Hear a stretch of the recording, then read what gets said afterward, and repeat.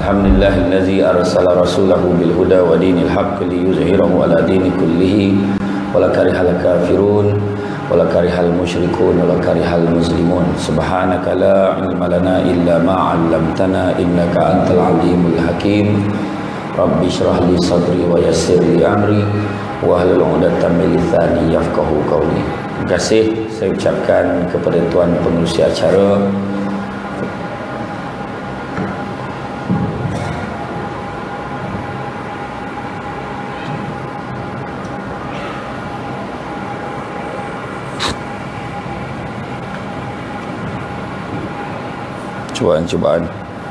cubaan. Ini TV3, tadi TV1, TV2. Syukur kita kepada Allah SWT kerana pada malam ini kita dapat berhimpun di dalam majlis ilmu yang cukup besar maknanya. Bukan sebab Wani 9, bukan sebab Samsul Debat, tapi sebab majlis ilmu.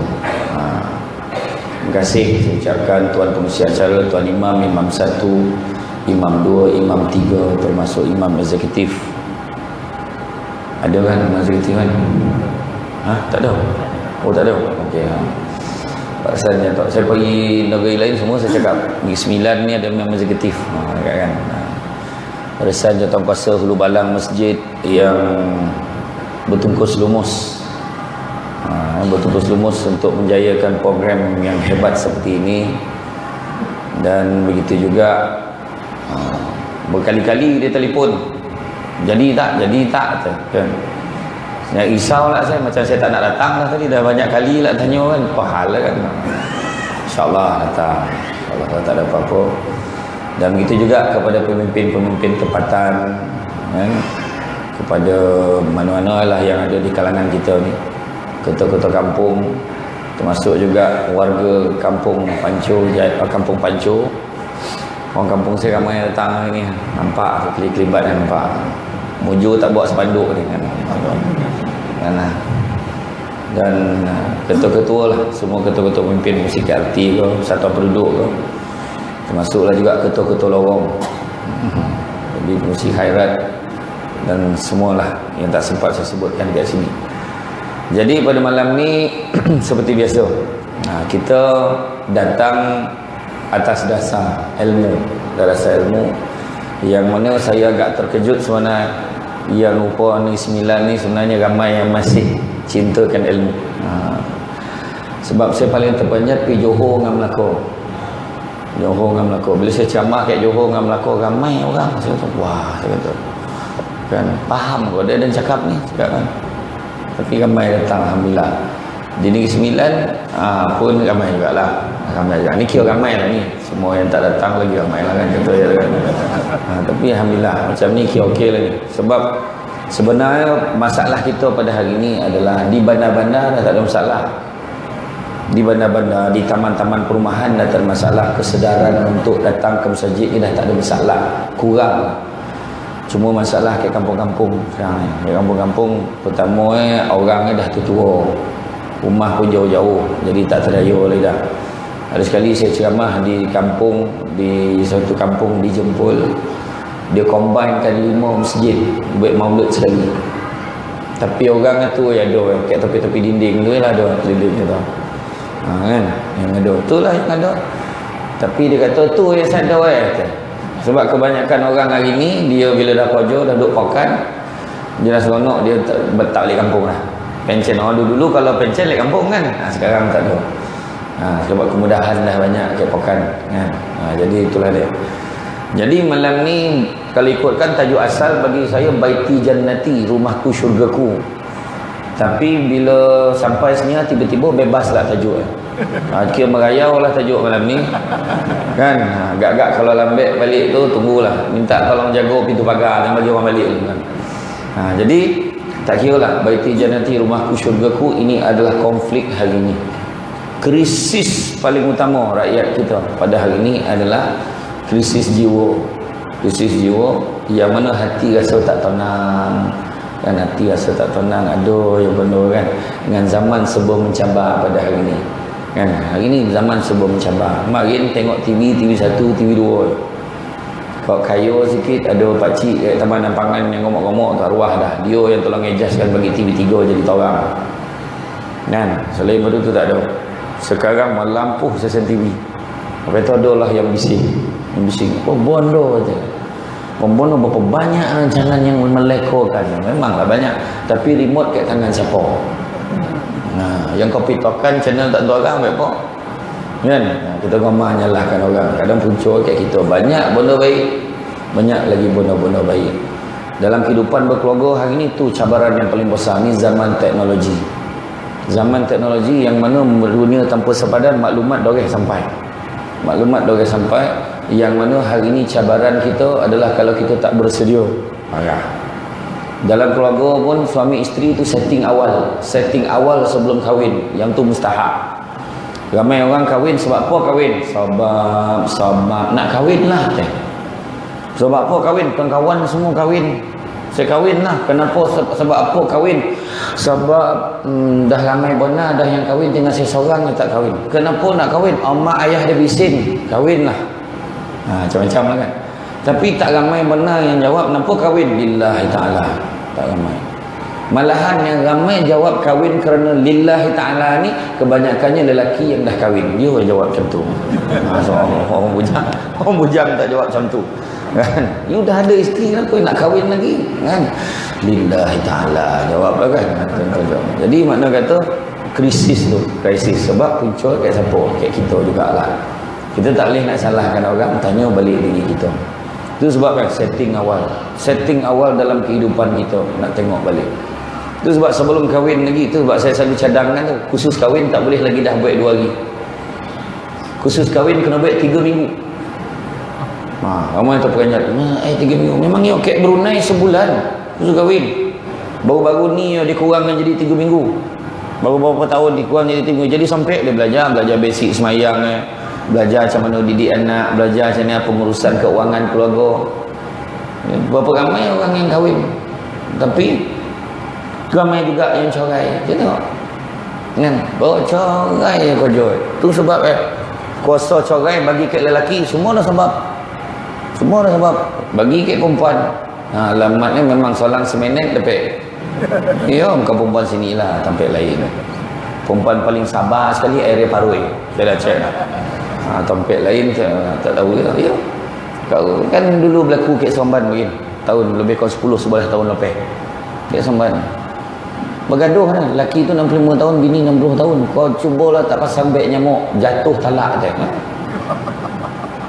Jatuh talak sebab dek beg nyamuk. Jadi bini cakap, "Yalah kau ngapain masak kan, pasanglah." Dia lepas masak ponek tolong lap. So jatuh talak. Besok pagi berheret-heret 2 orang tu pergi ke pejabat agama nak rujuk. Ustaz tu tanya, "Apa hal lah cik corai beg nyamuk?" Tak berbaloi betul. Kan? Sebab beg nyamuk. Sebab setting kahwin. Setting kahwin sebab apa? Orang dulu-dulu kan, orang dulu nak nikah mana ada. Mana ada boyo dia budak sekarang ya. Dulu mak tunjuk, kau tengok muka budak ni, kau suka tak? Ikut mak lah kan. Kan dulu kan. Ya, dulu. Mana ada bertunang, mana ada pergi. Budak lelaki mana pergi, saya pun tak pergi tu. Bertunang mana ada pergi. Nampak tu? Contoh. Ini budak sekarang bertunang, dia lah duduk sekali. Macam ni bergambar.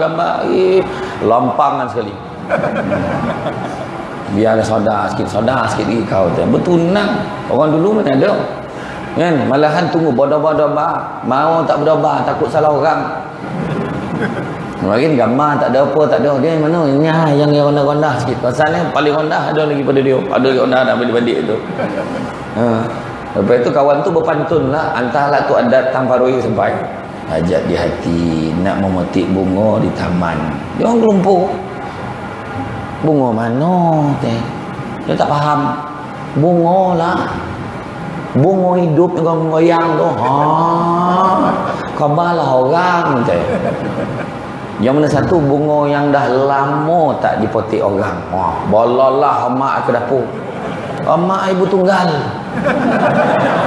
Jadi orang mengingatkan mak apa sana Minang Dan sana. Kan. Iyalah marin kalau ada gambar kira kaya dia tu dulu. Tunjuk gambar. Okey tak ni? Kok mak lah. Tapi hari ni budak-budak yang tunjuk kat mak, okey tak kalau ni jadi laki saya? Mak ikut kau lah, kata kan. Sekarang tapi tak terperanjat pun, tak ada masalah pun. Itu sebab dulu Sayyidatina Khadijah pun dia meminang Nabi, tak ada masalah, tak ada masalah tentang itu. Cuma tinggal lagi dulu tu kena jagalah juga tahap kita malu tu, kena jagalah kan. Makin kalau dapat pun dulu tengok tan jauh je, dah tahu rumah tu yang bumbung biru tu. Oh ya kau dibantai lah tinjau tan jauh. Tua agak tua lawa nampak tan jauh. Bos satu ngau tan jauh nampak. Yo kan tan jauh nampak 27, dokek-dokek 72. Itu yang malam pertama jumpa gigi dalam cawan tu. Gigi siapa pula ni? Gigi saya bang, kata kan. Kan dia muda lagi sebenarnya, cuma gigi je lah kan. Jadi makna kata tu setting. Lepas tu bila menikah pula kena ingat waktu pergi meminang, kita bukan meminang tu bukannya kita minta daripada mak ayah dah, tapi minta pada Allah. Minta pada Allah. Ramai yang tak perasan. Tu sebab ada orang kadang dah okey semua runding dah, hantar pergi Minang balik tak jadi. Faham? Bawa ngamuk-ngamuk omak dengan abah. Kenapa? Rupa-rupa omak pengantin bakal pengantin perempuan tu ex-girlfriend abah ya. Luka lama berdarah kembali. Ya, tu semua Allah Ta'ala mengukur kan, kita tak tahu. Lepas tu adalah kisah-kisah silam yang terbuka kan. Contoh macam tu. Lepas tu waktu bernikah tu pula bukan bernikah di hadapan kadi, wali, saksi, tak ada. Tapi senang menikah di hadapan Allah. Nak pula bernikah dekat dalam masjid. Lintas langsung ke serata taman, speaker arah semua. Aku terima nikah. Tu yang ada tu, budak yang nyampai tu. Tu sebab nikah, pergi belajar. Dia dengarkan kawan dia cakap, kau sonang yo nikah ni, kat nikah tu. Agak-agak imam honjut kau jawablah. Imam tu tak honjut. Sanyap yo. Aku nikahkan di kau dengan sepulan-sepulan dengan mas kawin ini tunai. Dia pandang imam tu, dia tunggu imam honjut. Lepas tu budak tu angguk je kan. Kalau kau ngangguk ni sampai besok kau tak nikah ni baik kan. Pula kau hangguk lah, dah imam tak honjut kan. Kau baca balik dalam rukun nikah tu dia tak ada sebut honjut, ada tak? Tak ada kan. Macam tu lah kewek kan. Jadi balik boleh basic balik kan. Balik pada basic balik. Yang tu juga bila nikah, bila dah nikah ingat dalam rumah tangga suami isteri kena letak setting yang kedua-duanya bukanlah anak malaikat. Dua-dua anak orang, anak manusia. Anak manusia, makna tak terlepeh daripada salah dan dosa. Kan, kalau cek balik tu baru-baru ni saya dengan Datuk Izhar forum perdana, tak keluar lagi lama dah rakam tu. Tajuk forum tu nasi minyak acah buah tajuk memang sedap lah tajuk tu kat Sarawak. Saya tutup sekat ni 9, hantarlah kau mana. Okey deh, faham deh. Semua ngaku ni 9 peh tu. Okey lah tu kan. Jadi masa tu kan Nabi tahu setting nak kenduri boleh tak? Boleh, tak ada masalah. Memang betul Nabi suruh buatlah walimah. Nabi kata buatlah majlis walaupun hanya seekor kambing. Tu Nabi kata buat, tak ada masalah dah. Cuma kadang-kadang masyarakat kita ni ada bondo yang tak patut ada tu diaduan juga. Contoh kan macam contoh, tak boleh dah, tak ada karaoke mana boleh. Karaoke penting lepas tu bapak pengantin tompah seluar poket sampai ke lutut dalam tu. Tu mentahak kat dia. Siap ada karung topi tu, salam susah, mempunyai lah strategik kan. Macam tu lah. Yang tu dia heboh kan. Tapi benda-benda lain kan, nak jamu makan. Orang yang datang pula jangan toy pergi makan. Masuk jumpa tuan rumah dulu, pergi jumpa pengantin, doakan kesejahteraan tuan rumah, doa kesejahteraan pengantin macam tu. Baru makan, suruh makan, baru makan. Macam tu. Ini apa benda lauk ada ni, apa benda lauk kan, lauk pajak lu. Bila karaoke tu paling saya tak setuju lah. Mau makak. Saya dah cek dah. Satu Malaysia ramai yang macam tu kecuali Somban tak ada dah. Somban tak ada dah macam tu. Mau makak sampai tak boleh burak. La ilaha illallah. Iyo. Kita bertanya khabar, mau joget-joget. Oh, khabar lama makan. Menjoget-joget tak elok nampak kan. Saya pergi ada satu Datuk Asinullah bekas Naib Chancellor USIM, dia buat majlis menikahwin dekat majlis Perbandaran Milai dalam dewan tu buat. Muzik tu pun lagu-lagu nasyid, lepas tu slow je antara dongang dengan tidak, jadi orang datang tu relax, meriah je, tak ada masalah pun. Dapik lah pula. Tujuannya jamuan tu kan, dapik kita jumpa satu dengan yang lain, jumpa kawan-kawan lah, saudara kita dah. Baru tahu kawasan ada kono-kono dengan budak perempuan tu punya pak saudara. Nampak tak? Itulah kelebihan kan. Jadi mana setting dalam rumah tangga ni, krisis hari ni, lima kunci dalam rumah tangga. Saya selalu cakap. Kunci yang pertama, kunci rumah. Kunci kedua, kunci pejabat. Kunci ketiga, kunci kereta. Kunci keempat, kunci syurga. Kunci yang kelima, kunci spare. Bila sebut kunci rumah, makna rumah kena sistemkan rumah kita ikut syariat Islam. Itu dah. Sistem tu. Tu kunci rumah tu. Sistem dia. Sebab di Malaysia ada 3 konsep yang paling popular dalam rumah. Satu namanya konsep pawagam, panggung wayang gambar. Rumah TV mesti besar, siap dengan audio system. Dogang. Itu sistem popular nombor 1. Mau makak-makak bukan sebab nak dengar ceramah tu, sebab mungkin nak tengok cerita, mungkin nak tengok 7 hari mencintaimu. Dan biar aku jadi penunggu kan. Itu drama. Tak saya tahu tajuk saya pun tak tengok situ tu. Kan banyak dah kan. Jadi makna kata untuk itu panggung wayang gambar. Dia akan pastikan tu, dia dah fikir dah, wah ni seronok ni kalau ramai-ramai tengok ni seronok, dia fikir itu. Konsep popular yang kedua adalah konsep hotel 5 bintang. Rumah itu akan dihias dengan perabot-perabot yang first class. Bila orang datang duduk, selesa lah rumah kau, dia bangga dengan itu. Kan? Dia bangga dengan itu. Kemudian sofa, ni macam hotel lah. Wah, dia seronok tu. Langsir semua contoh. Itu yang kedua. Dan konsep yang ketiga, restoran 5 bintang. Peti ais ompek pintu. Kan? Balam tu isi bondo nak menterdarah ya. Contoh kira kan. Contoh lah kan. Memang itu mustahak kat dia tu. Malahan bayangkan ompek pintu sampai satu pintu tu orang pun boleh masuk. Kalau dia panas kan masuk dalam tu. Contoh kan.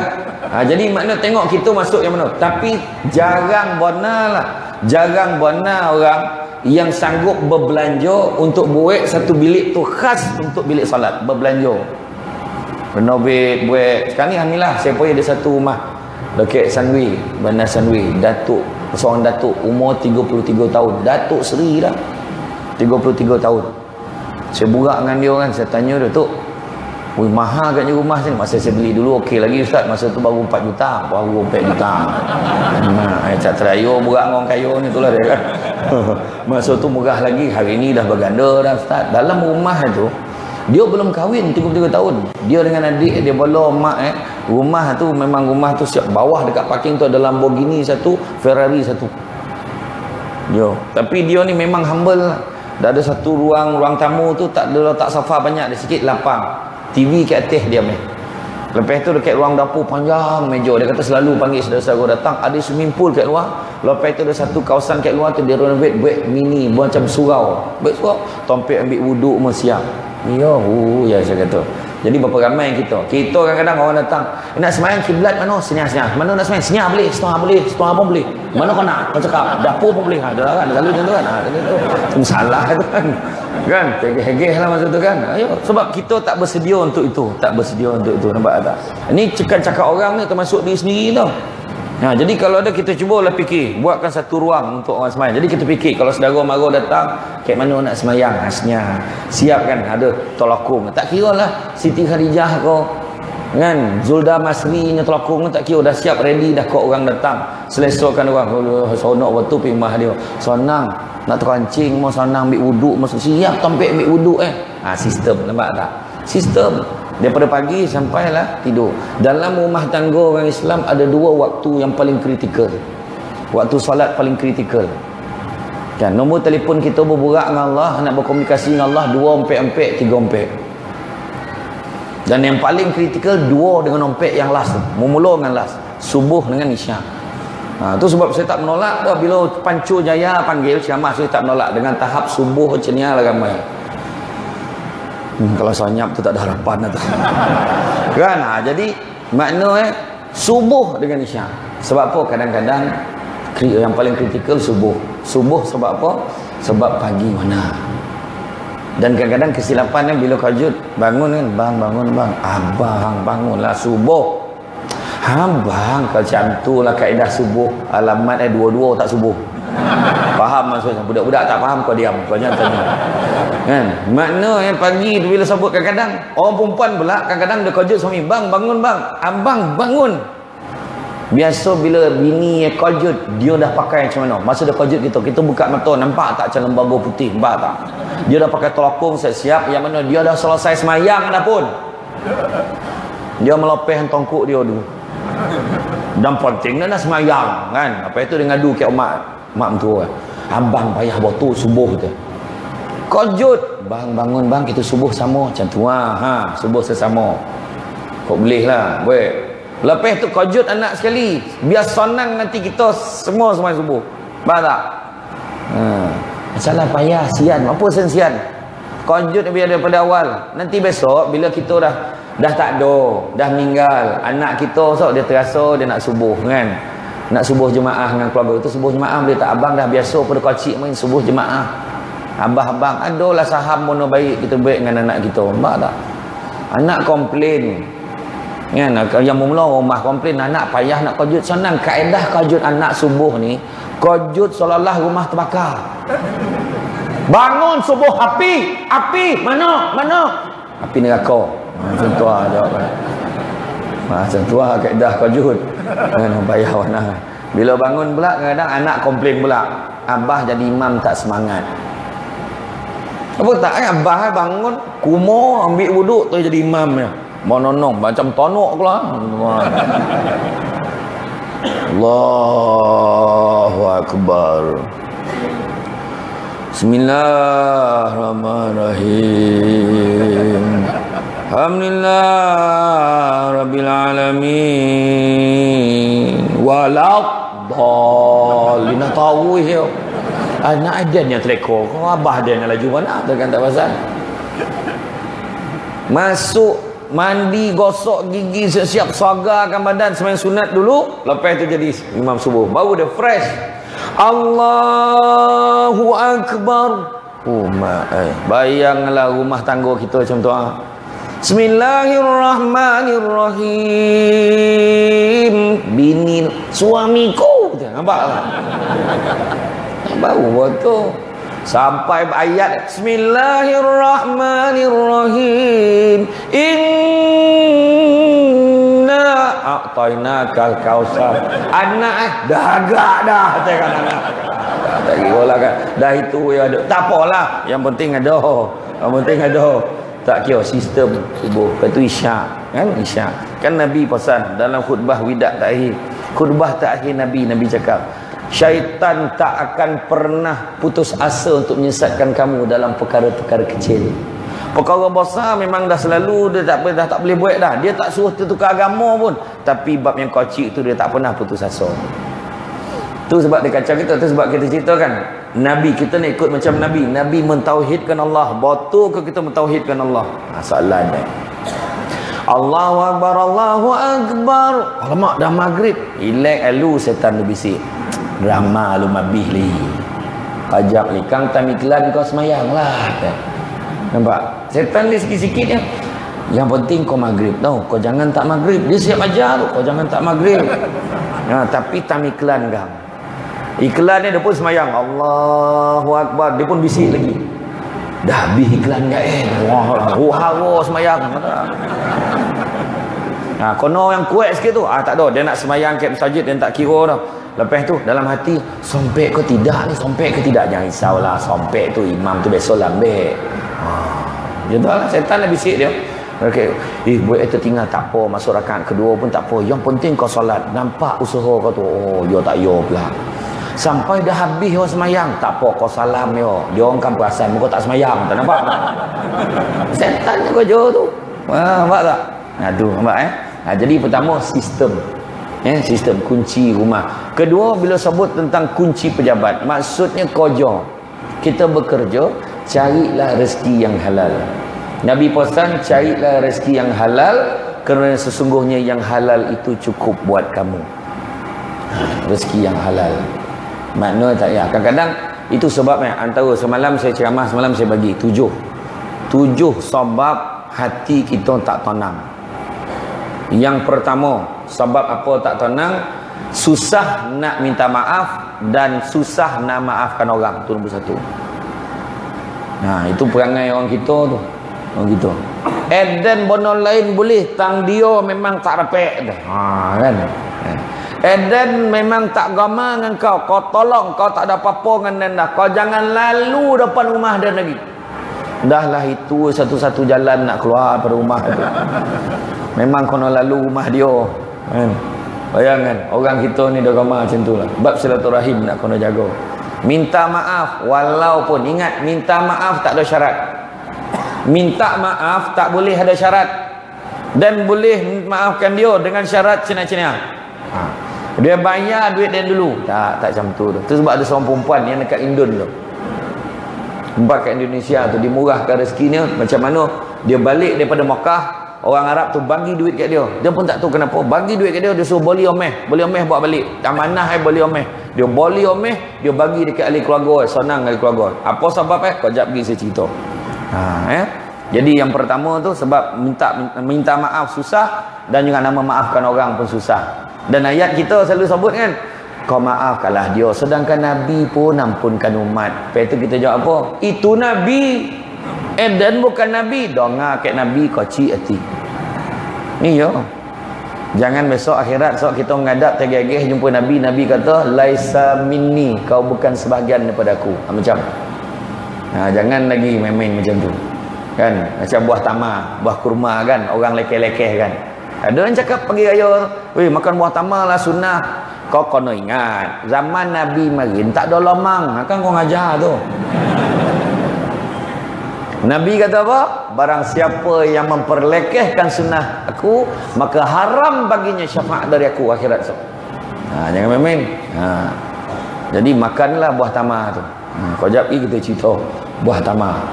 Jadi dalam keadaan tu yang pertama, maaf, minta maaf, maknanya kita kena ikut Nabi. Sebab Nabi akhlak terbaik. Sebagaimana dalam Al-Quran disebut, laqad kana lakum fi rasulillahi uswatul hasanah liman kana yarjullaha wal yawmal akhir wa zakarullaha katsira. Nabi ni, Rasulullah ni contoh ikutan terbaik dah sebut dalam Quran. Apa lagi nak? Tak ada model yang lain dah. Tak ada model-model lain. Yang ni akhlak-akhlaknya tak ada tokoh-tokoh lain. Itulah terbaik, ikut tu ya. Senang. Selesai. Kan? Dan barang siapa yang nak kembali pada Allah akhirat besok, ingatlah Allah. Wa zakarullah katsira. Ingatlah Allah banyak-banyak. Jadi, nak tahu bahawa Nabi ini akhlak terbaik itu sebab kita kena ikut. Bukan kata dia Nabi dan tak payah ikut dia dah. Tak. Memang kena ikut. Sebab itu. Lagi satu lagi, bila nasihatkan orang kita ni gamang abang. Kau sebelum nak nasihatkan orang, jaga keluarga kau dulu. Tu ayat kita tu. Keluarga kau pun tak betul nak nasihatkan orang. Ayat biasa. Kalau macam tu lah Nabi, macam kisah Nabi lah. Nabi naik ke Bukit Safa, Nabi panggil, wahai penduduk-penduduk Quraisy, kemari, semua datang. Ada yang datang tahu, ada yang hantar wakil. Kau pergi tengok apa benda nak ke Muhammad tu. Dia datang.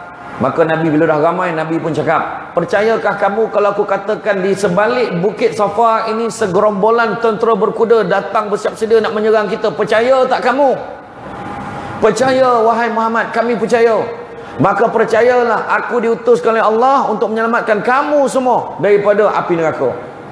Abu Lahab menjerit, celakalah kau Muhammad, kalau inilah sebab kau panggil kami datang. Abu Lahab ni siapa? Pak saudara Nabi. Makna kata Nabi kalau macam tu tak boleh nak dakwah ke orang sebab pak saudara pun belum settle.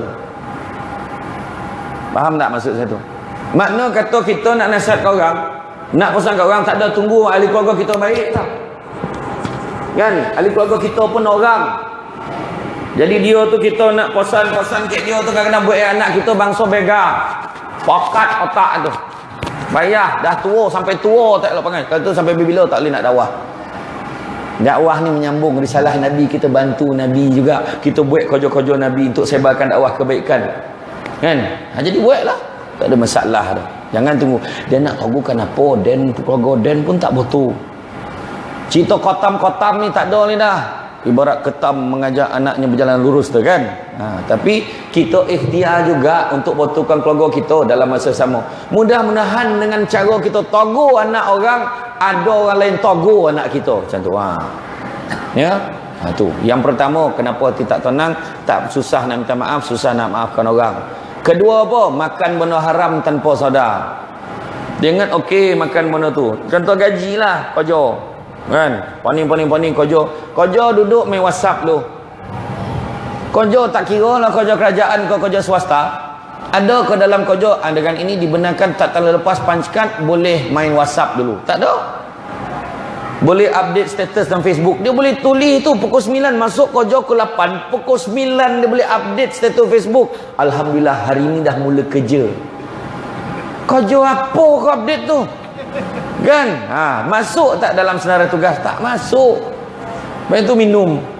Pukul 9 minum, kau seboleh minum, tengah hari perempuan nak beli sekolah. Kedua kan minum lagi. Minum potong pula sampai kau ampek. Lepas tu dia boleh cakap, ya Allah sekarang kerja tak rasa kan. Tiba-tiba dah pukul 4. You makan berbagi potong. Kan? Memanglah tak terasa. Tak terasa betul lah. Kan? Tapi dah cek dah. Dalam Negeri Sembilan tak ada kes-kes macam ni. Dia tempat lain. Kang lepas ni mula. Tu lah dia yang dia camah dalam tadi tu. Nampak yang bersidai-bersidai tu. Yang itu tunjuk orang. Tanya dia kita balik. Tak. Itu makan benda haram tanpa sadar. Yang ketiga, tak jaga tiang agama tadi, salat. Mungkin dia salat tapi tak sempurna. Mungkin enggak salat tapi lambek. Mungkin enggak salat tapi qada-qada ya, yang selalu tinggal dengan sengaja. Contoh, tanyalah balik. Yang keempat Quran tinggal. Kan? Sekarang ni dah sampai masa Quran ni bukan hanya memang betul. Ustaz tu cakap antara ompek bondo yang mana kita tengok pun dapat pahala. Tengok dia dapat pahala. Apa dia? Mak ayah. Tengok mak ayah dapat pahala. Balik adab lah. Tengok mak kita ngantuk macam ni. Dapat pahala tu tengok. Ni yo.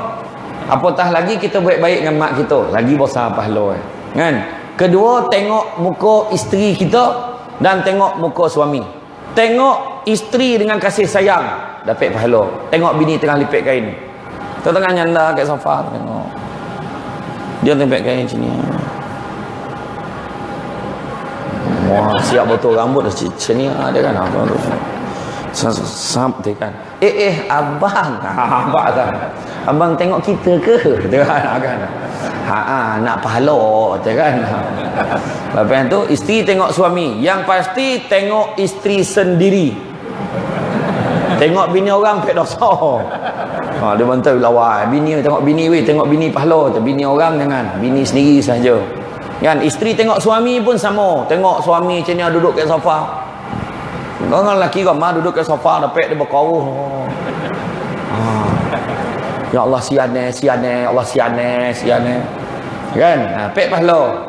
Yang ketiga, tengok Kaabah. Tengok dapat pahala. Buka TV tengah-tengah malam dalam tengok bola tu kalah pula contoh.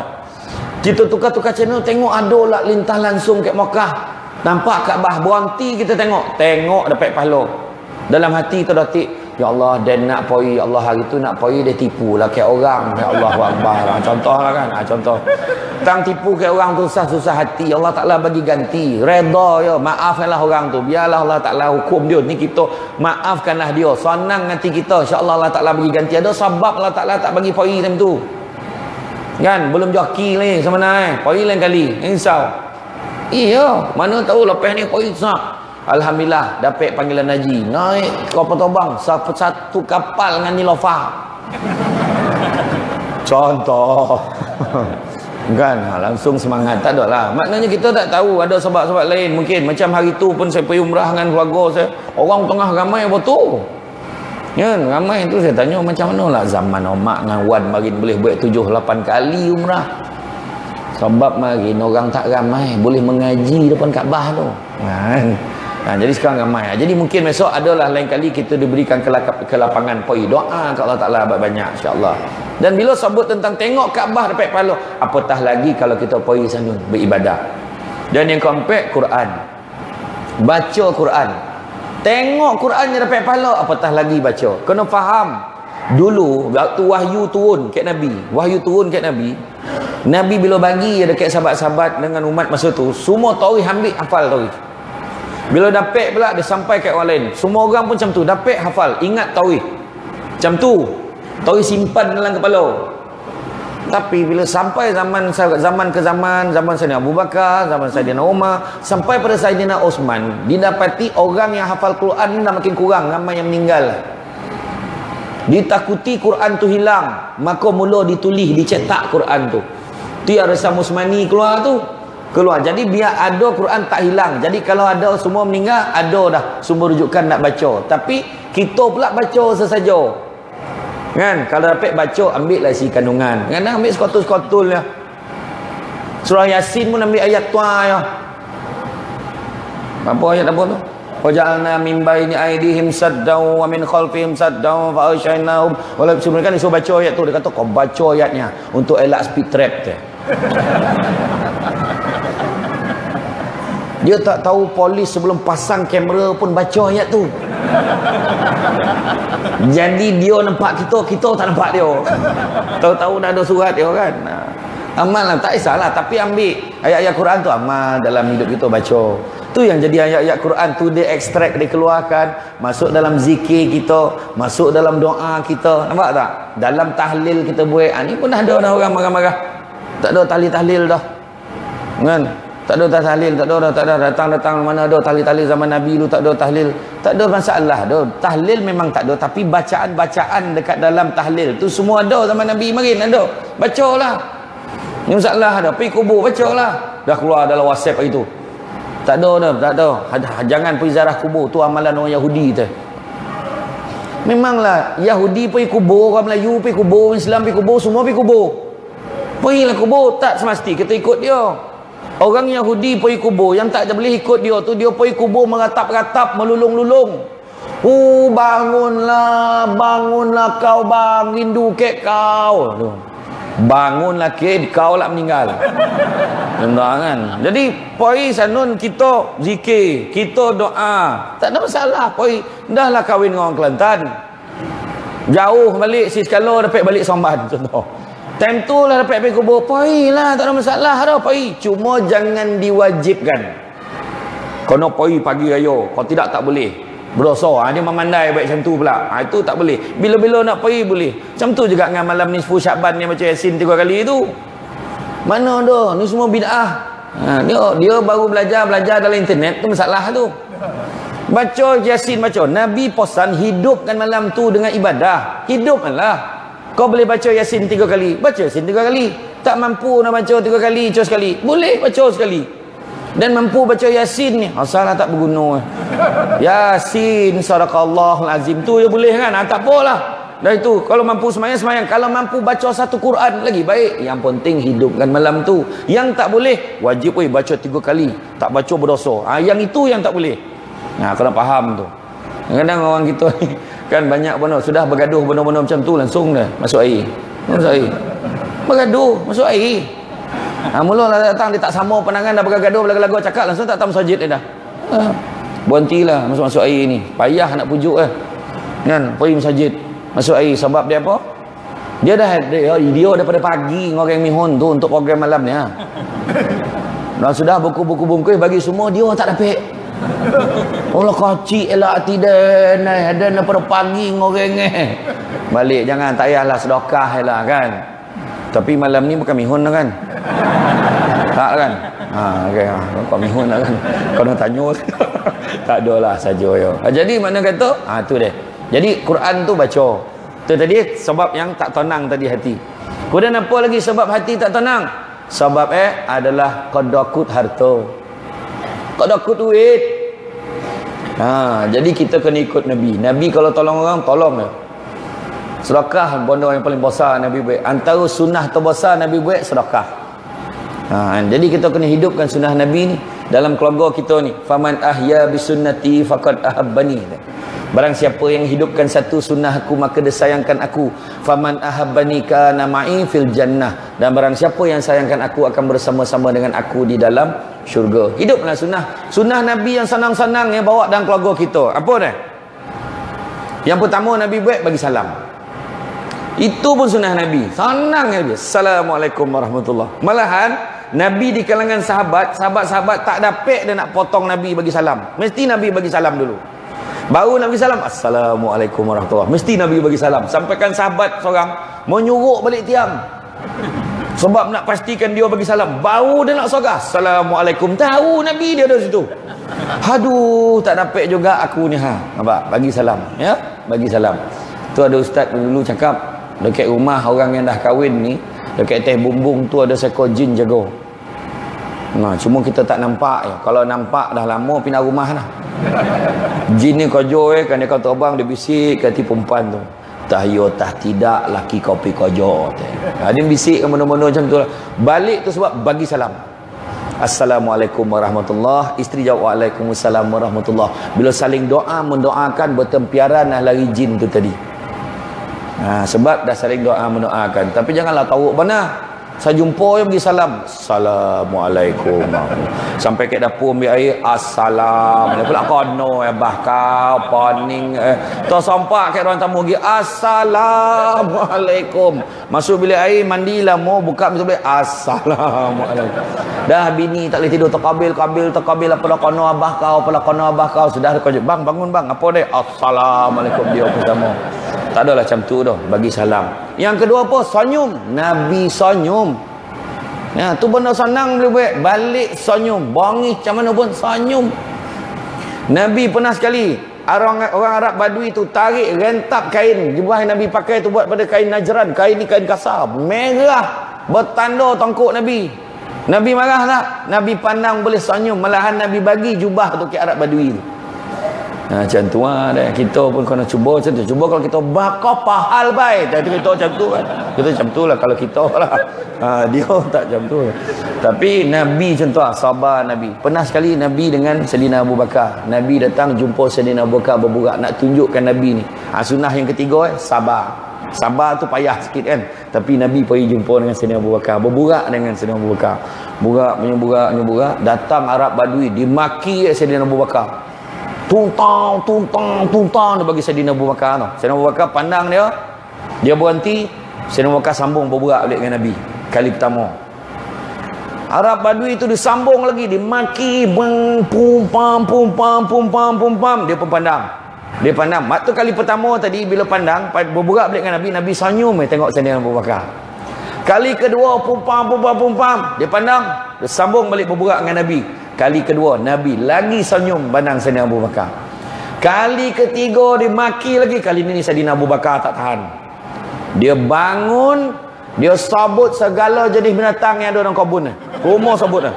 Daripada kambing sampai unta, semua sabut dah. Kira macam kita lah, macam-macam lah, kuku apa pun sebut lah kan. Tapi dia sebut segala binatang. Binatang-binatang tu tak termasuk babi tak termasuk. Tapi dia sebut binatang-binatang dalam kebun. Macam itulah riwayat kisah tu sebut. Bila disebut Nabi bangun beredar daripada rumah Sayyidina Abu Bakar tanpa bagi salam, yang mana tak pernah Nabi buat macam tu. Makna marah betul Nabi tu. Lepas tu Sayyidina Abu Bakar pun terasa bersalah. Dia pun kata, ya Rasulullah, kau beritahu aku ya Rasulullah, apa salah aku ya Rasulullah, kau jangan tinggalkan aku dalam keadaan bingung. Apa salah aku ya Rasulullah? Maka Nabi khabar, ketahuilah waktu mula-mula orang tu balun kau. Ni saya cakap ni bahasa saya tu. Nabi tak cakap macam tu pula, bunyi pilah pula Nabi cakap. Kerana mula lah kan. Bila Nabi cakap, Nabi kata waktu mula-mula dia balun kau tu, dia cakap maki hamun kau, kau sabar, kau pandang aku, kau buat tak tahu pada dia, malaikat berduyun-duyun datang mendoakan nama rahmati kau. Aku nampak kata. Kali kedua kau sabar lagi, bertambah ramai bersenggayutnya bergayut punya banyak malaikat semua mendoakan kau. Tapi tak kalau kau bangun kali ketiga, kau maki pula orang tu, malaikat tu menghina kau dan tinggalkan kau, dan kedudukan malaikat tu diganti oleh setan-setan bersenggayut pula. Kali dia hasut kau, kau maki lagi, kau maki lagi dia tu. Setan ambil alih. Tu sebabnya kita kena sabar. Sabar banyak-banyak. Kan? Sabar ada batasnya. Wah, tu ayat orang kita kan. Jadi mana kena sabar macam Nabi apa benda orang tak buat kat Nabi. Tu sebab Nabi sebut 3 tanda-tanda orang mukmin. Pertama, taat kepada Allah. Kedua, jauhkan perkara yang haram. Dan yang ketiga, berbuat baik kepada orang yang berbuat jahat kepada kita. Tu ayat yang paling mahal sekali, yang last. Paling payah nak buat nombor 3 tu. Memang susah tu, termasuk yang bercakap, bukan cakap orang lain. Nabi sujud dalam solat, bini Abu Jahal, bini Abu Lahab boleh ambil isi paut unta letak kat tangkuk Nabi. Nampak? Tu antara benda lah. Tapi Nabi balas tak? Tak.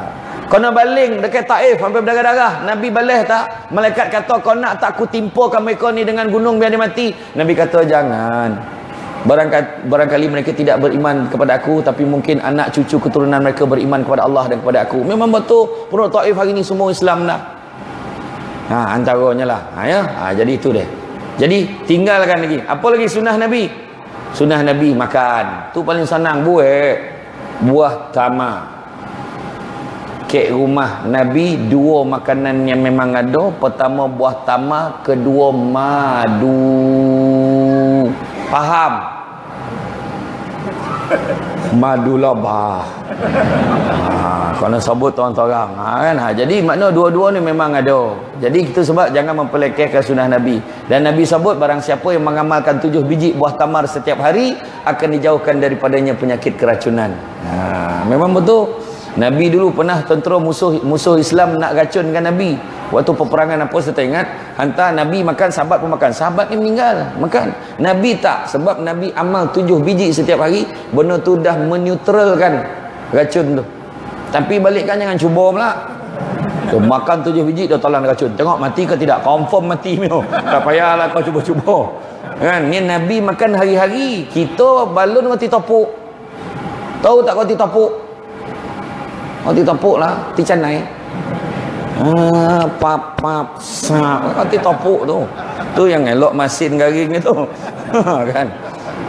Iya, orang perempuan kan, pergilah belajar tebak roti canai tu. Barulah tak ada sebab jak laki kita pergi ke kedai mama. Kita boleh tebak roti canai, kita tebak sampai ke bumbung tu. Sabar tu kipeh sajid ni. Ni 50,000 ada satu kan? Kan? 2.50. Wah murah lah. Saya semayang ceramah kat masjid Selat Melaka. Murah ni. Dia ada 3. Dia kata kalau time ramai orang okey. Kalau tak ramai orang tersingkapkan imam tu. Dia cakap lah. Dia kata time ramai orang berpasang. Dia. Tak teraya dah makmum tempat tu hilang bacaan. Kan? Kan? Jadi makna kata okeylah, tahniah lah. Tu sebabnya tadi cerita pasal wakaf tadi, bagi banyak. Saya dah khabar sedekah, Nabi gamal sedekah. Sedekah lah kita, jangan kira benar pula. Tak dapat bagi sikit, bagi banyak. Kan susah mana dah. Kodakut kan, kodakut bawa ke mana duit? Bagilah. Kan? Sumbang kan banyak. Ni wakaf ni, sepanjang selagi mana orang guna tompek tu, selagi itulah kita dapat bahagian kita. Apa nak kira mana? Maaf, singatu. Untuk lancar tabung wakaf pusat pengajian, minta petugas jalankan tugas. Lancar tabung, dah lancar dah tu, dah boleh jalan dah tabung tu. Lancar tabung, masuk banyak.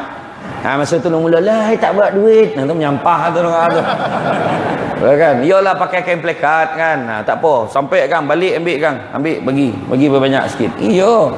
Bagi kadang kita simpan 100 sayang. Keluar daripada masjid, pam bocor tayar. Apa kau dari Cina, tukar tayar Cina tu punya. Balance tinggal RM50. Yang RM50 pula jalan bang, bawang dah habis, ni dah habis. Kau dari Speedmart tu punya. Sudah tinggal RM5. RM5 lah tahan nak kewat. Hutang dan itu lumayan lah RM5. Langsung habis. Tak ada satu pun kita punya kan. Jadi masuk kan tadi, tontu insya-Allah kita punya. Cubalah tuan kan. Lepas ni kita azam tu, tak ada lagi dah 50 sen tu. Cuba azam. Cukup bulan lain standard gaji, baru botol. Dapat gaji lain sumbangan kita kat tabung sajid. Minggu tu 100 sampai hujung. Masa tu 5-6 kali Bilal dengan Imam ngira botol ni banyak benar lah ni contoh kan. Iya, macam tu lah kan, bagi banyak-banyak sedekah. Sumbangkan banyak-banyak. Ni wakaf ni benar-benar baik kita bagi. Macam ada kat kampung saya, Kampung Pancur tu ada satu grup buat kumpul RM50 sebulan. Kumpul RM50 sebulan, dalam 10-15 orang kumpul setiap bulan cukup tahun. Jadi hantar orang yang rajin pergi masjid, pergi surau, kumpulkan duit tu hantar pergi umrah. Baguslah macam tu. Kita sumbangkan hantar orang pergi kan. Tu benda manalah kita tahu kan, adalah bagian kita, mudah-mudahan ikhlas kita buat kan. Tentulah. Tuan. Apa lain pun nak tabung tu dik? Tu ada logo-logo lain pula tu tak apalah. Bagi tak kira lah kuning ke biru masuk dalam tu ya. Jadi sedekah banyak-banyak. Jadi seterusnya kang terlupa kang. Lepas dari bab sedekah tadi saya cerita ke bab kedokut tadi. Bab kedokut kan? Tu hati tak tenang. Lagi hati tak tenang sebab apa? Sebab hutang. Jangan berhutang banyak-banyak. Kadang berhutang pula ada orang berhutang dengan niat tak nak bayar. Itu dalam hadis Nabi sebut, barang siapa yang berhutang dengan niat tak nak bayar, akhirat besok dia akan dikumpulkan bersama-sama dengan pencuri. Pencuri perompak lah. Kan? Yang nak masuk dengan kau sebab dia perompak, dia masuk dalam kategori tu. Jadi Alhamdulillah jangan kita masuk kategori tu. Nak tetangga yang mikrofon ni pahal ke? Agak sampai gua apa tu ceramah ni ke? Tak kira sampai gua apa okey lah. Badal lah. InsyaAllah saya ceramah tak lama dah. Agak-agak dah hilang kaki kang, saya berhenti lah. Macam ni orang perempuan ni pandai nunjukkan gaya nak suruh berhenti. Macam ni lah ngutut. Tuan-tuan kan tu makna suruh berhenti lah tu, marah betul. Orang lelaki dia tak ada hal, dia menunjuk macam tu, dia tak ada hal, dia tak tahu kan. Okey. Jadi balik semula pada cerita tadi, maknanya hutang tu, maknanya jangan kita kurangkan hutang. Seterusnya apa? Seterusnya banyakkan istighfar. Banyakkan istighfar. Istighfar ni pun boleh menenangkan jiwa. Istighfar juga masuk dalam kategori salah satu daripada sunnah terbesar yang Nabi buat. Dalam satu hadis Nabi sebut, barang siapa yang beristighfar, pertama akan digantikan kedukaan dengan kegembiraan, kedua akan dijauhkan daripada bala dan musibah, dan yang ketiga akan dikurniakan rezeki yang tidak disangka-sangka. Tu deh. Ya, manalah kita tahu kan. Tiba-tiba dah lama hidup seorang. Tiba-tiba nak datang, sian tengok abah seorang, kita orang dah jarang dah nak beli jaja jauh. Jadi abah nak tak ganti omak. Kan joki tu. Tapi orang tua dia pasti steady, dia tak nampak benar dia nak tu tau, dia tak nampak, dia relax kan. Abah nak tak macam ni lah, abah ni ikut anak-anak lah. Nampak kaedah tu kan. Ramai yang senyum tu makna bapak tunggal tu. Ni abah ada 3 calon bah. Siapa dia? Seorang tu umur 35 tahun, kira janda berhias lah, laki meninggal aksiden seminggu lepas kahwin. Muda lelo, tak ada anak lagi bah. Macam tak minat dia. Yang kedua umur 55 tahun. Ini pencen cikgu disiplin. Kira kalau dengan abah lah kahwin mana tak lambik abah makan ubek dah. Macam tu okey. Yang ketiga sebaya dengan abah, penyakit dia pun sama. Macam ni lah. Yang bertiga tu tak sah lah. Berlumba lah pergi hospital apa hal tolak yang ketiga. Habis yang pertama ke yang kedua abah? Abah tak kisah dah. Tapi kalau boleh biarlah yang pertama. Nampak tak? Cara tu. Tu mustahak tu kan, mustahak kan. Okey. Jadi balik tadi. Pertama kunci rumah tadi. Kunci rumah tadi sistemkan rumah kita, kunci pejabat cari rezeki yang halal. Yang ketiga saya sebut kunci kereta. Kunci kereta, dalam kereta tu kita nak bawa siapa dalam kereta kita? Kita, isteri, suami, anak-anak, mak ayah semua dalam tu, siapa yang ada dalam kereta? Kita nak bawa. Mana hala tuju pemanduan kereta? Ke arah mana nak bawa? Kan? Tu sebab kat dalam dunia ni kan, kena ingat, dunia bukan tompek tinggal, tapi dunia tompek meninggal. Faham? Dompet meninggal sementara kan, sampai masa tinggal kan. Tu sebab tengok Bangla, contoh paling sonam Bangla. Dia datang Malaysia, dia makan nasi membukit, nasi sesaja, curah kari, tak ada lauk pun, zap makan. Duit simpan berkopuk, dia simpan, hantar ke Bangla. Macam tu lah kita, sikit-sikit tapi hantar ke akhirat, standby untuk akhirat. Jadi tak adalah dia sayang tinggal dunia, tak sabar nak tinggalkan dunia. Sebab dah banyak kita kumpul ni, sebab balik ke akhirat so nak tuntut, nak ampuh, nak dah ada mahligai yang besar tunggu kita. Macam tu Itu sebab Nabi tak bagi kita umur panjang. Nabi minta Allah, jangan bagi umat aku umur panjang. Tu tanda dia sayang kita. Tanda Nabi sayang kita, dia kata jangan bagi umat aku panjang-panjang. Biar dia umur dalam 60 tahun tu sudah. Kalau umur 60 normal, 70 ekstra, 80 bonus, 90 gegar vaganza. Kalau 100 manusia tertua ke Panca Jaya. Kan? Betul tak? Tapi sebab supaya apa? Bolehlah agak-agak lebih kurang umur kita. Ni umur kita dah masuk 50, kita dah cakap dah. Habah ni tak ada apa dah nak kerja. Nya ialah pergi masjid itu ialah. Ikut korang lah. Bah nak kereta baru tak kisah abah dah. Kereta abah tu okey. Sebab apa dia dah rasa dia dah nak sampai masuk. Malah kan senang. Cuba kalau umur kita 700 tahun atau macam umat Nabi Nuh 950 tahun. Macam tu berat kita. Tak ada dah. Nabi kona umat dia kalau panjang umur dia akan panjang cita-cita. Nabi kata anak-anak Adam kalau bagi 2 lembah omeh maka dia akan minta lembah yang ketiga sehingga dimasukkan tanah dalam mulut tu sampai mati bersadar. Kalau tidak tak sadar. Duit mana pernah cukup. Saya ingat lagi makin masa sekolah rendah makin saya main tu. Allah yang tampal toko bola tu lah. Yang kita korek kat surat khabar tu, lepas tu bulatkan mana bola. Tak pernah kono. Tapi kita cakap kalau monang 5,000 ni jadilah. Kan? Betul tak? Betul kau jadilah. Mana jadi? Nak lagi. Iya. Tu sebab sementara tu sebabnya disebut tanda dalam kitab Mukasyafatul Qulub sebut tanda cinta Allah, cinta Al-Quran. Tanda cinta Allah dan cinta Quran, cinta Nabi. Tanda cinta Nabi, cinta sunnah. Tanda cinta sunnah, cinta akhirat. Tanda cinta akhirat, benci dunia, melainkan ambil sekadaran untuk jadi bekal bawa ke akhirat nanti. Itu dia. Contoh, kereta besar dunia tapi bawa pergi masjid, ada faedah nampak? Itu sebabnya umur kita tak panjang, Nabi sayang kita. Jadi tak patut benar kita tak sayang Nabi. Nabi waktu nak wafat tu, waktu wafat kan waktu last kan, Jibril beritahu ke Nabi, wahai Muhammad, telah sempurna agamamu, khabarkanlah kepada umatmu. Panggil semua, Nabi pun beritahu sesungguhnya telah sempurna agama kita. Tidak ada lagi dah agama yang lain selepas ini. Lengkap dah agama kita ni. Bersorak semua, gembira. Sayyidina Umar, Sayyidina Ali happy, kecuali Sayyidina Abu Bakar sedih. Berlari Sayyidina Abu Bakar balik, masuk dalam rumah, kunci pintu, tutup pintu, mau nangis-nangis Sayyidina Abu Bakar. Sayyidina Umar pun heran, apa lah kono sedih pula. Datanglah dengan beberapa sahabat pergi ke rumah Sayyidina Abu Bakar. Wahai Abu Bakar, kenapa kau sedih? Agama kita telah sempurna, kau sedih kenapa? Sesungguhnya setiap satu kebaikan pasti ada kekurangan di hujungnya. Ketahuilah tak kala Nabi menyebutkan bahawa agama ini telah sempurna, maka telah selesai tugas Nabi dan Nabi akan kembali kepada Allah. Nabi akan kembali dan anak-anak Nabi akan menjadi yatim, isteri-isteri Nabi akan menjadi janda. Nabi tidak akan lagi bersama dengan kita. Mau nangis semua patutlah menangis. Mau nangis, berium menangis. Lepas tu berteriak tu todongan sampai ke rumah Nabi.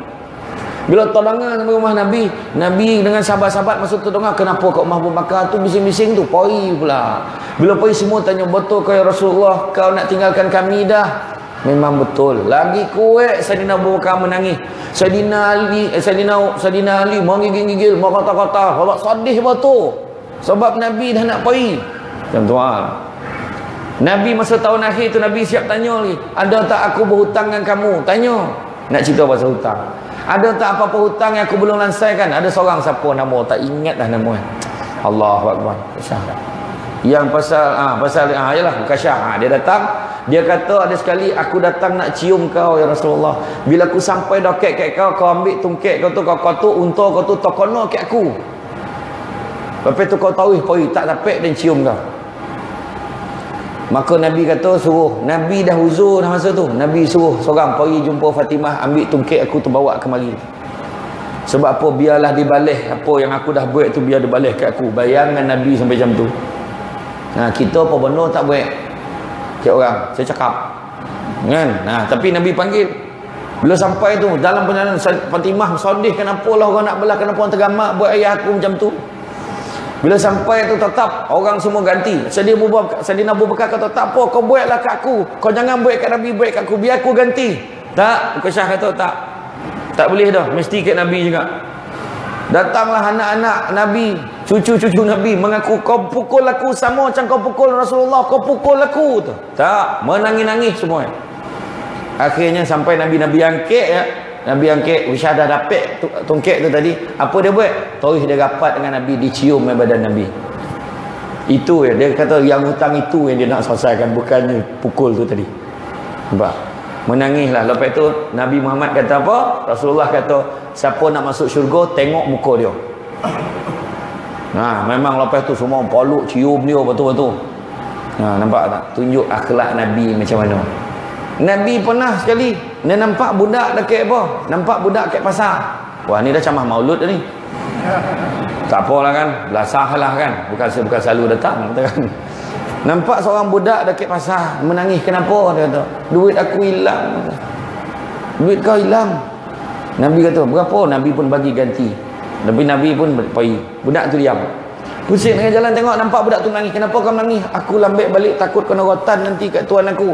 Nabi sedih, tengok dia sedih. Nak tunjuk Nabi sayang budak-budak, Nabi sayang anak yatim, Nabi sayang janda, Nabi sayang orang miskin. Ha, tu dia. Bila nampak tu, tak apa, bagi aku teman kau balik. Bawa pergi sampai ke rumah dia. Rumah tuan dia tu. Nabi bagi salam. Assalamualaikum warahmatullahi. Tak ada nyaut. Assalamualaikum warahmatullahi. Kali kedua tak ada nyaut. Assalamualaikum warahmatullahi. Baru nyaut. Waalaikumsalam warahmatullahi. Keluar ada beberapa orang perempuan. Kawasan ni tuan ni semua perempuan. Dia kata, kau tak dengar kau bagi salam sampai 3 kali kau bagi salam tak dengar. Memang kami dengar, kami saja nak bagi kau doakan kami banyak kali je. Orang perempuan cakap. Beginilah. Budak ni takut dia terlambat balik, jadi dia takut kena rotan kat kau. Jadi boleh tak kau jangan rotan dia, tapi kalau kau nak rotan juga kau rotanlah aku. Nabi sanggup offer diri dia ganti dengan orang. Cuba kalau kita sanggup tak? Orang yang kena rotan tu sampai masuk penjara tu 10 kali sebatan, tak apalah gantilah dengan saya, sanggup tak? Doa mampulah kau lah, tak dapat ganti tu kan. Tapi Nabi nak tengok, Nabi semurni-murni hati Nabi ya. Jadi dalam kereta tadi, balik cerita keluarga kita, kata habis lah. Kereta tu pemanduan kita arah mana? Ke arah yang diredai oleh Allah. Sistem kehidupan kita, kita datang masjid betul lah tu ya. Kita bawa keluarga kita, jangan lagi dah bagi alasan-alasan kita tak dapat. Sekarang dah tak ada sebab orang tak pergi surau, tak pergi masjid. Kemudahan senang, jalan raya torang, jalan selesa, masjid la ilallah. Kapet ni baru tukar ni kan, berapa bulan? Setahun lah. Sujud tabanam lomeh ya Allah kan. Marin sujud melantun kan, nya sujud melakap tu, nampak tak ada sebab, selesa semayang kan, nampak jadi kereta kita arah ke mana, pemanduan keluarga kita nak bawa ke mana. Seterusnya kunci syurga amal ibadah kena banyak. Itulah, tak ada benda lain nak cakap dah. Bab syurga ni semua nak masuk syurga. Nak masuk syurga kena lah ibadah. Tu sebab nak masuk syurga ni kita kena ingat 3 perkara kita kena kejar. Pertama, hidayah. Hidayah supaya kita dapat beza benda baik dengan benda buruk dalam keluarga kita ni. Bukan main pukul rata benda baik benda buruk. Dan yang paling baik minta hidayah dengan taufik, sebab taufik ni lah kekuatan ni. Contoh Allahu Akbar, Allahu Akbar, semayang contoh kan.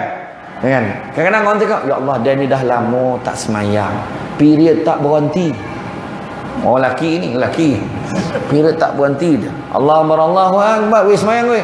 Nantilah dia tahu dia dah lama tak semayang tu kan. Dia macam sadar tadi tapi taufik tak ada. Tak boleh kan. Jadi mana minta Allah Ta'ala bagi kekuatan kat kita kan. Itu satu.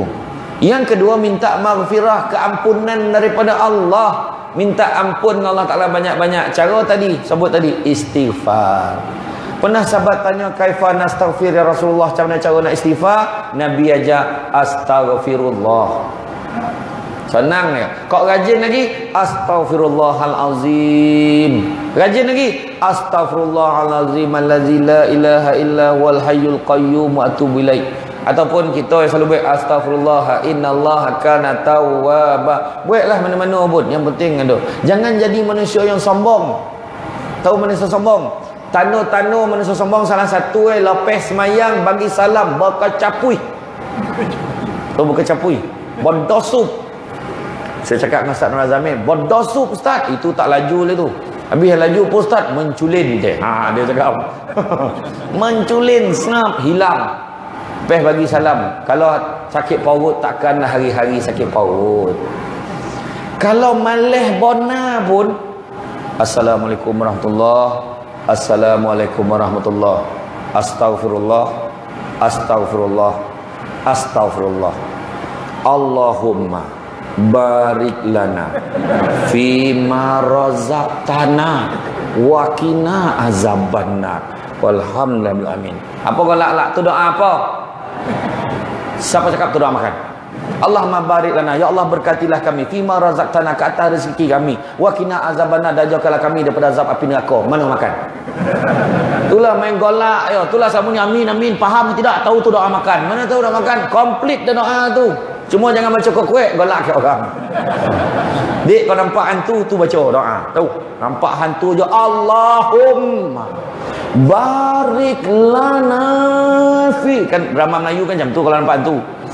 Fima razaqtana wa qina azabanna. Lari hantu tu sebab gila betul, nganden-den nak dimakan hantu tu dah tentu ingat tu doa makan.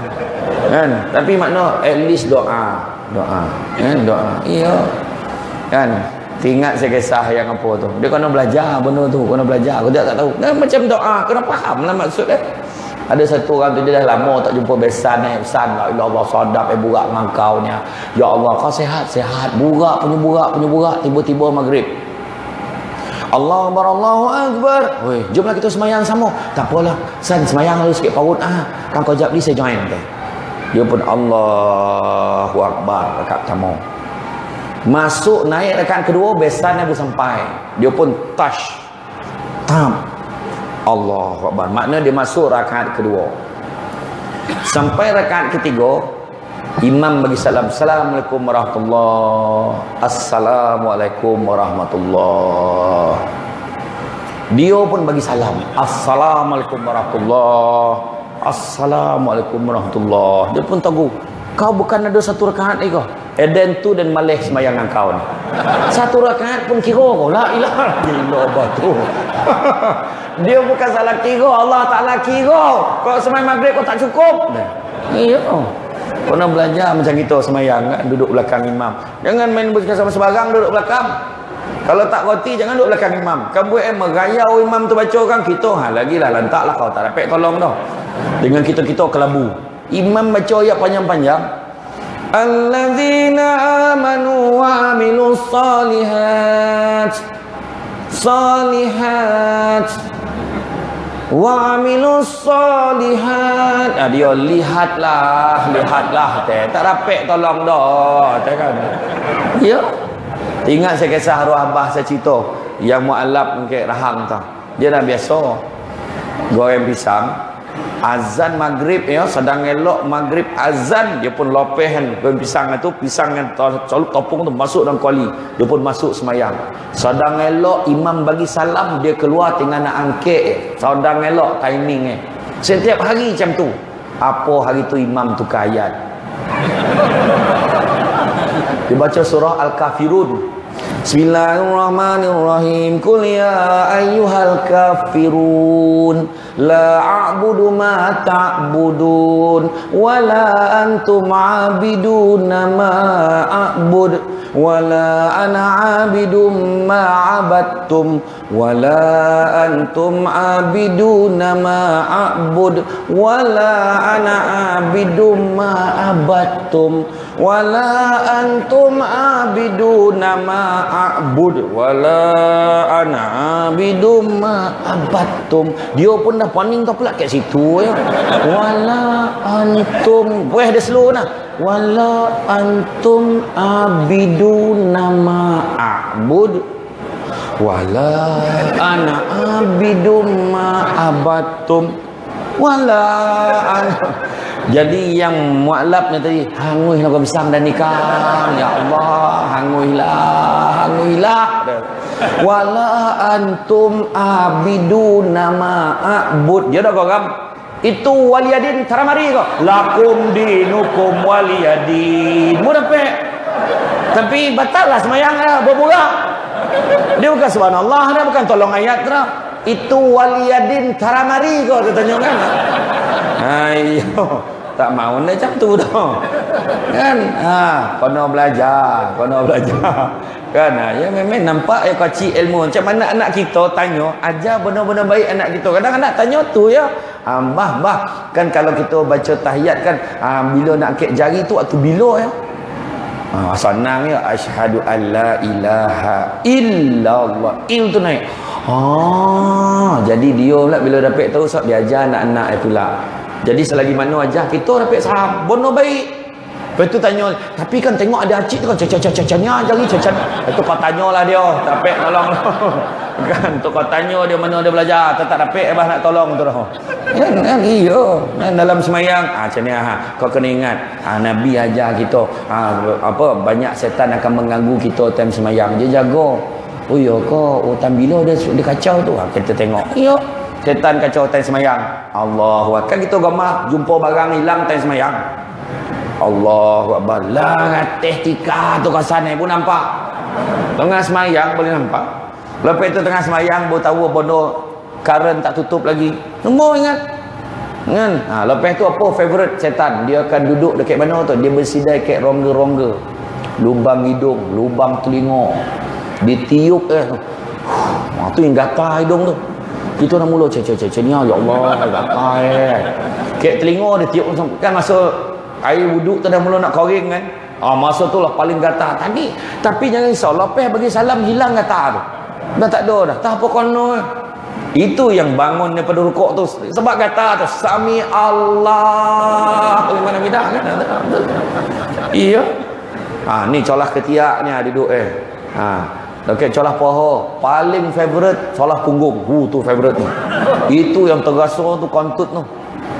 Kan? Tapi memang kalau apa berabi posan buat tak tahu itu semua setan tu. Sap setan. Kan? Sap setan. Setan. Tapi kalau dah membobok bunyi bab setan. Kau lah setan menghadap dia. Dia kat belakang menghadap muka dia waktu kono. Kau lah setan dia. Macam tu.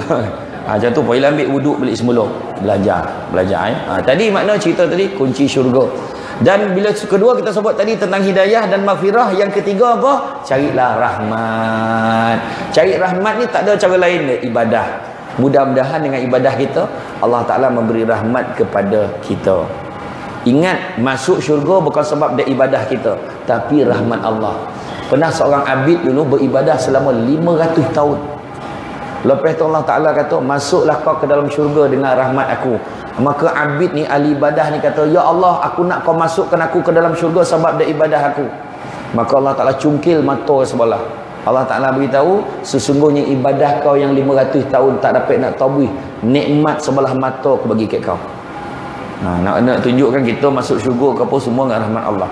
Kadang orang tu memang betul dia tak semayang, dia tak apa, tapi hari akhir dia taubat, dia baru semayang, dia meninggal. Allah Ta'ala dengan rahmat Allah dia masuk syurga. Kita tu sebab tadi nak perasan-perasan dan ni hari-hari Prim Sajid ada harapan ni. Jangan perasan-perasan, sarah ke Allah Ta'ala semua ya. Itu kunci syurga. Dan yang terakhir sekali kunci spare. Bila sebut pasal kunci spare dalam rumah tangga, tak kira lah abah, tak kira lah emak, tak kira lah anak, semua main peranan masing-masing. Semua ada kunci spare. Tak boleh kunci satu ya, semua ada kunci seorang satu. Semua mainkan peranan. Macam MJK lah, MJK Masjid lah. Kalau imam yang main peranan ataupun pengusi yang main peranan, connect. Semua orang kena main peranan masing-masing. Mungkin dia buat ni, yang dia ni masak, yang dia ni pula buat hebahan, yang ini pula pergi sampaikan pula tabung, uruskan bab tabung-tabung ni pula. Yang seorang ni cari penaja, yang seorang ni pula carilah kamera-kamera untuk datang buat rakaman liputan. Contoh. Jadi makna bila main peranan, barulah benda tu sepakat membawa kepada benda yang lebih baik daripada buat seorang. Dalam keluarga macam tu pun ni. Orang perempuan kan kadang-kadang kesian dia. Orang lelaki main peranan, paling tidak tanya. Tengok orang perempuan ponik lipik kain banyak kan, dia tanya bila lah nak ada mesin lipik kain, dia tanya kan. Jadi orang lelaki mainkan peranan. Kita memang takkan ada nolong dah, jadi tanya lipik kain kau memang bongih kawan kan. Tak nampak kau tengah membunuh binatang ni, dia kan lain jawapan kan. Tanyalah kan, sia ni nak apa kau? Nak apa-apa ke yang cakaplah yang nak apa? Tak ada apa-apa dah. Dah biasa dah macam ni ayat dah kan. Kan nampak sedih bunyi tu kan. Itu sebabnya kita kena banyak belajar syukur. Syukur banyak-banyak. Akhirnya itulah dia. Ayat yang paling baik itu kita letak dalam hidup kita, syukur. Syukurlah kita ni tak ada rumah besar. Rumah kita kecil tapi cukup makan. Syukur. Syukurlah kita. Syukur kita kalau tak ada anak pun syukur sebab mungkin ada mak mentua baik. Itu lebih baik daripada ada anak tak tidur diam. Contoh. Syukurlah kita ada rumah kecil tak ada rumah besar. Sebab rumah kecil, rumah besar time tak ada orang, sunyi yang sama. Syukurlah kita kalau naik kapal terbang tu duduk second class. Tak sah nak belagak naik first class. Sebab walaupun first class, walaupun second class, waktu berlepeh, waktu mendarat sama. Pintu keluar masuk sama. Tempat mendarat pun sama. Tak ada dah. Yang second class pakai payung tojun sekarang. Tak ada dah. Tak ada. Kan? Kita tak payahlah nak mengungut jam tangan kita RM50, jam tangan dia RM5,000 sebab masa sama. Jangan mengungut rumah kita besar, banyak benda nak komeh. Syukur tu tanda kita ada rumah. Orang tu rumah pun tak ada, tidur bawah jambatan. Jangan mengungut banyak kain nak lipek. Syukur tu tanda kita ada pakaian. Orang tu baju pun tak ada. Jangan mengungut kita baru tompah baju ni tahun lepas dah tak muat pakai. Syukur tu tanda cukup makan. Jangan mengungut suami kita tidur berkoruh. Syukurlah tu tanda dia tidur sebelah kita, bukan tidur sebelah orang lain. Okey, orang lelaki dah ada jawapannya. Balikkan tu pakai. Orang lelaki ni memang termasuk yang bercakap ni. Allah Ta'ala dia bagi kita ni satu kenikmatan. Nak tidur tu tak payah nak niat-niat benar dah. Cakap memang lolap lah. Nak tidur lolap. Selesai sampai pagi. Orang perempuan macam-macam prosedur. Tepek. Tanya. Lepas tu cenia. Kan. Mula lepas tu sikit rambut. Cenia. Tapek dah lelap dah. Takabil. Minum. Tahap ubek. Tolan. Gap. Tak ilawa dah. Kan. Macam-macam tolan. Kan. Lepas tu sudah takabil. Tiba-tiba bercahaya muka tengah malam tu.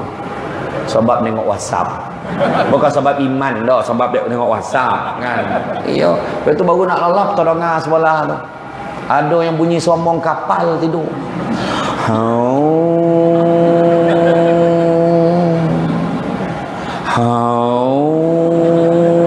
Asah tahu orang ku macam tu. Bini lah bangih, esok pagi tanya berapa banyak kelebihan singgah dalam tadi bang. Yang paling popular bunyi vibrate handphone.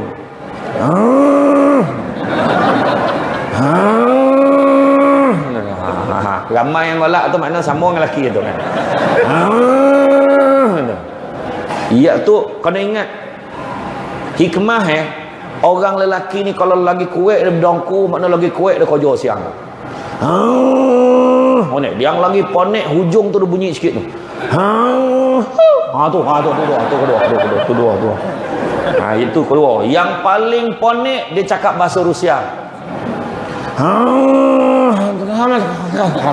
Cakap dah. Tak apa bahasa pun tak tahu.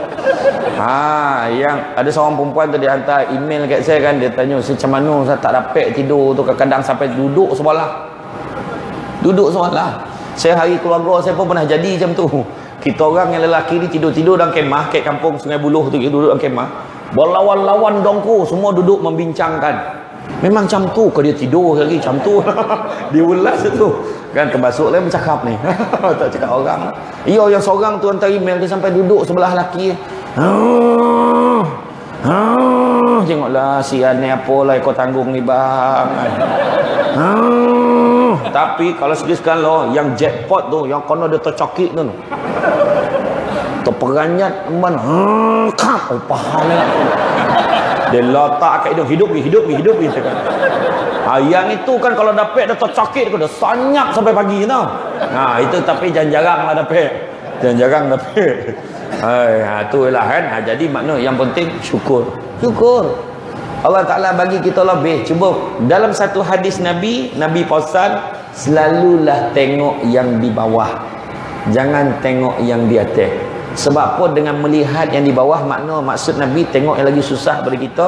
Bila tengok lagi susah daripada kita, kita akan syukur dengan nikmat Allah walaupun sekecil-kecil nikmat. Jadi nak senang ya, kita nak syukur ni senang ya, ingat mati, selesai. Sebab apa ingat mati? Orang yang ingat mati akan dimuliakan dengan 3 hal. Pertama, dia tidak akan melengahkan taubat. Yang kedua, dia akan bersyukur dengan segala nikmat yang Allah Ta'ala bagi kat dia, walau apa juga. Dan yang ketiga, dia akan rajin beribadah kepada Allah. Jadi rasa cukuplah setakat itu. Terima kasih banyak kepada pihak masjid kerana sudi mengundang saya pada malam ini. Ada yang tidur tak? Alhamdulillah. Tak ada hal lah. Malam ni ramai. Alhamdulillah. Macam inilah semangat yang kita nak. Lepas ni panggil mana pun ceramah pun, imam ceramah pun, macam inilah ramai. Jangan risau. Mudah-mudahan kan. Boleh tak? Allah Allah. InsyaAllah ya. Jadi tadi tabung tadi, wakaf tadi, sumbang. Bagi. Jangan tak bagi. Mudah-mudahan kita sama-sama berlumba-lumba baik pahala ni. Kita nak bina mahligai akhirat besok. Sumbangan kita. Kan? Jadi sebab kita, kalau kita terlampau fikir dunia, kita akan sayang tinggal dunia. Tu kena ingat tu. Kita cuba letak saham akhirat banyak-banyak. Terima kasih banyak. Sekali lagi minta maaf kalau ada tersilap kata, terkasar bahasa. Sesungguhnya yang baik itu datang pada Allah SWT. Mending kurang tu berpunca dari kelemahan saya sebagai manusia biasa. Kita jumpa lagi di masa pokok sekayu daun selasih. Thank you. Terima kasih. Assalamualaikum warahmatullahi wabarakatuh.